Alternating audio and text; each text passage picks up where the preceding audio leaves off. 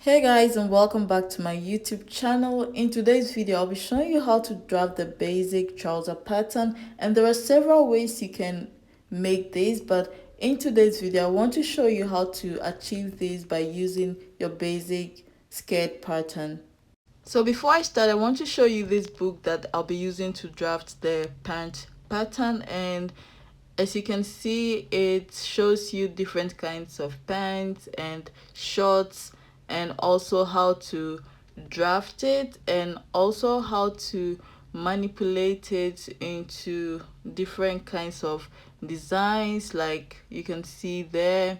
And also there is a wide leg pant, flared pants, however you want to manipulate your basic pants too. So today we'll be drafting the basic pant, and maybe would manipulate it too, so you can see that it gives you some pants to try your hands on. And the reason why I like this book is also it has like mini or half scale and quarter scale bodice blocks that you can trace out and use them as a mock-up, or try your hands on some designs before doing the design on a big project. But the honest truth is, if you ask me where to find this book, I really can't tell, because I got this way back in fashion school, like in 2011 or 12. So yeah.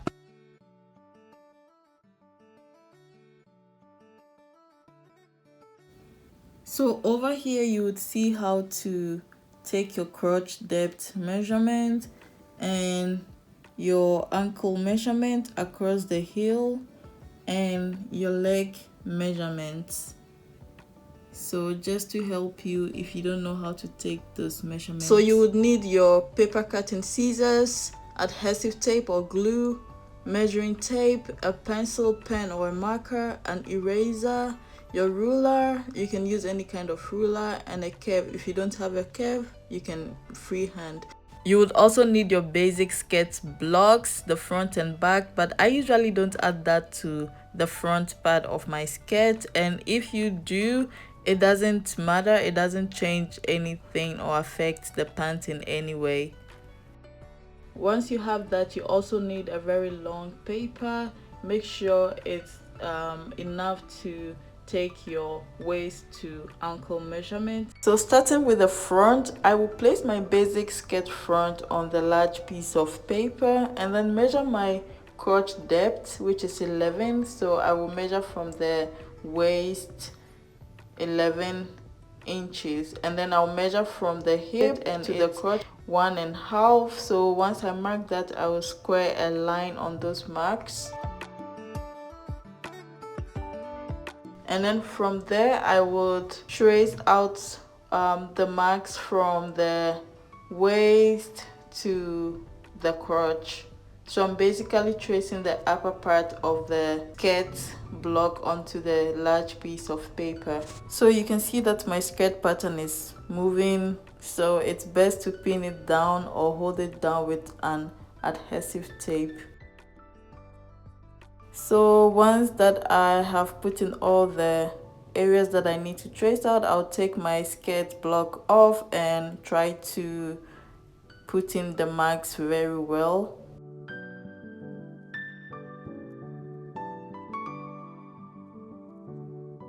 Once that is done, I will label the crotch, the hip and the waistline, and then extend the crotch by 2 inches. And then mark the point on the center front A, and then the extension, the 2 inches extension C, and then at the side also C. Next, I'll complete the crotch seam with a nice curve from point C to meet the center front line. So what I'm going to do now is to find the center of C and A and label it B. And from there, B to C, I would find the middle or the center and label it M. And then on the M point, I would make a straight vertical line, and that will be the grain line or the center line for the pants.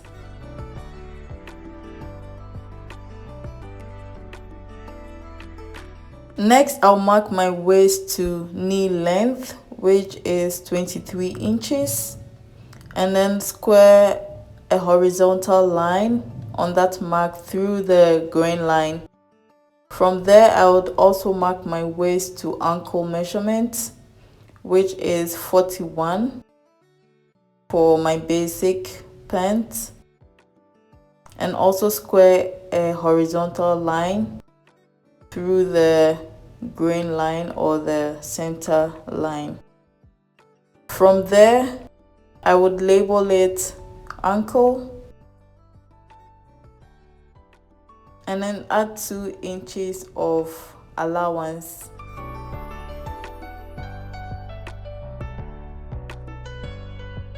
And then I'll label that hem. So I'll also label the knee. So next I'm going to put in my knee measurement, and to find that you need half of your knee circumference minus half inch. And once you get that, whatever you get, place half of the amount on each side of the grain line, and also repeat the same process on the ankle. So you divide your ankle measurement by 2 minus half, and then place half of the measurement on each side of the grain line. So what we are going to do next is to draw a seam with a gentle curve from the crotch to the knee. You can use your curve, or if you don't have, you can try to use a straight rule. And I was a little bit aggressive on the paper, so there was a little bit tear there, but it's fine. And then now join from the crotch at the side to the knee, and then from the knee to the ankle on both sides.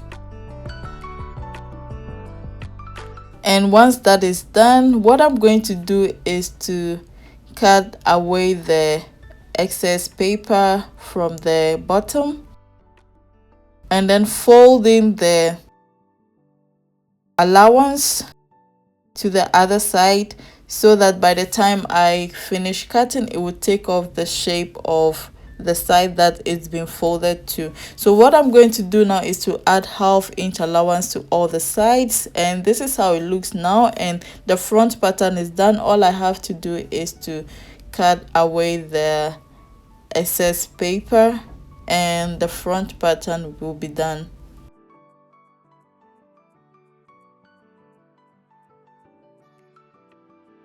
So this is the final look, and this is very easy to make. So I'll just label it front and cut to end.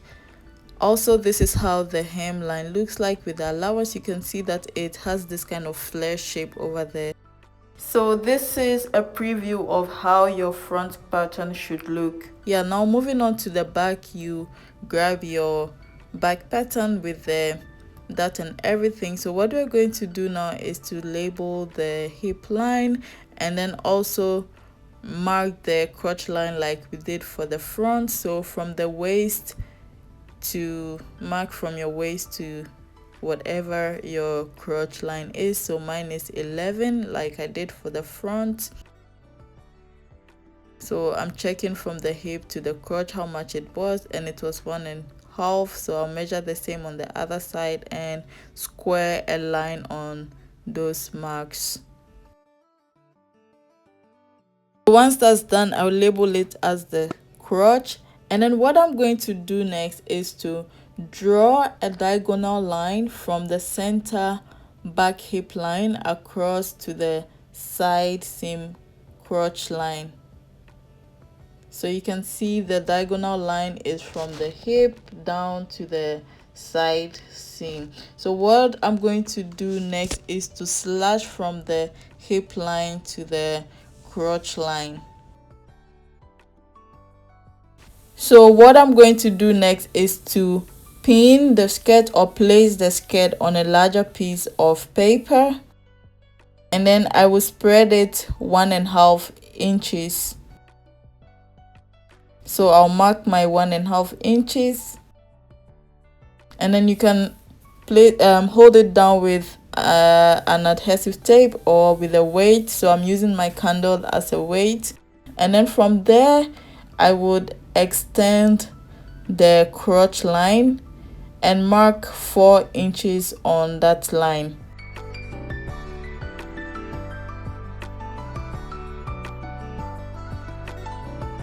Once that is done, I'll label it C and complete the crotch seam as a nice curve.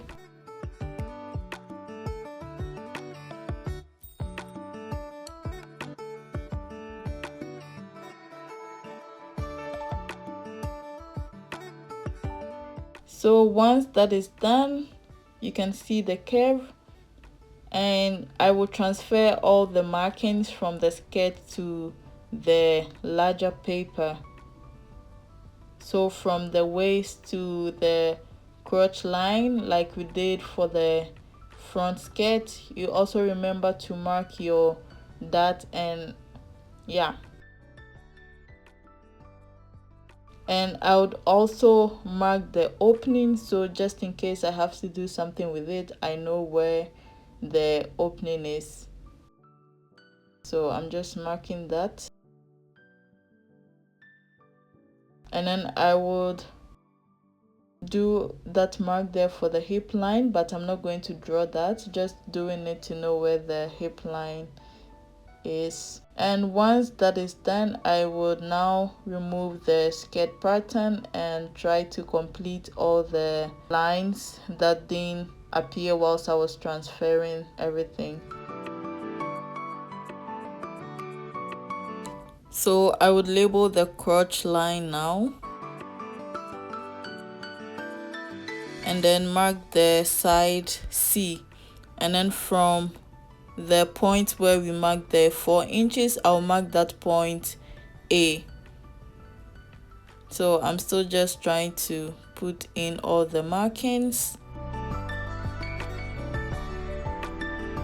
and once that is done, I would find the center of C and A. That would be 2, and then I'll label that B. So now I'll find the center for B and C on the side seam, and then from there I will label it M.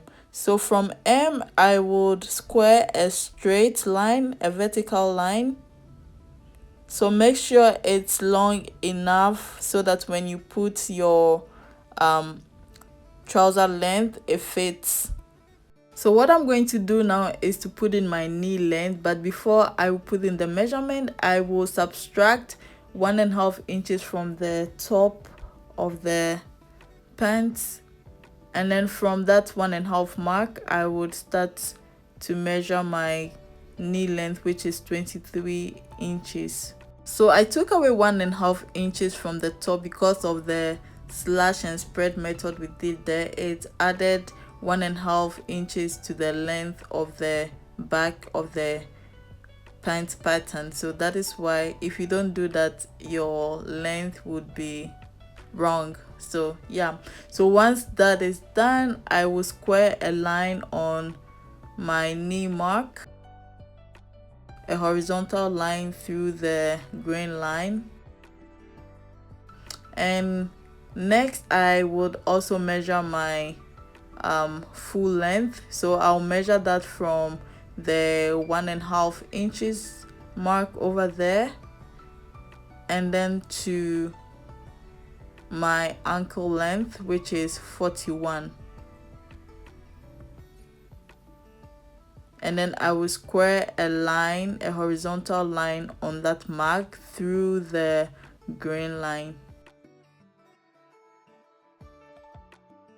Once that is done, I would label it as the ankle, and then add 2 inches of allowance like I did for the front, and also square a line on those marks and label it hem, and I'll also label my knee. So what I'm going to do next is to put in my knee width measurement, which is done by dividing your knee measurement by 2 plus ½ inch ease. So remember, for the front pattern we did divide it by 2 minus half, but for the back we add plus half. So for the ankle also you do the same. You divide the circumference of your ankle by 2 plus ½ inch allowance, and once that is done, I would cut away the extra paper from the bottom parts and then fold in the allowance like that, like I did for the front. So what I'm going to do is to connect the crotch to the knee with a gentle curve, and then from the knee to the ankle, and then I will repeat the same process on the side seam.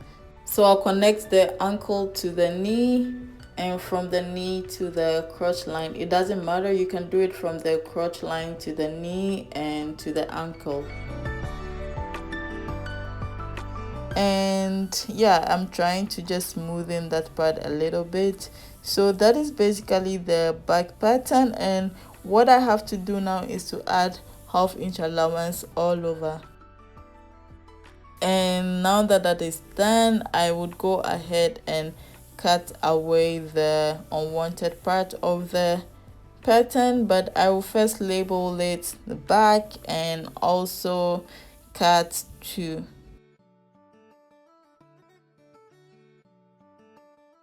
So this is how the back pattern should also look, and you can see all the markings there. So this is the back, it's also done, and you can see that the hem took the shape of where it was folded to. So this is to make sure that when you finish stitching it and folding in the allowance, there would be no shortage. So yeah, this is the front and back pattern. I believe this is easy to make. This is the process I've been using all the time, and I hope this helps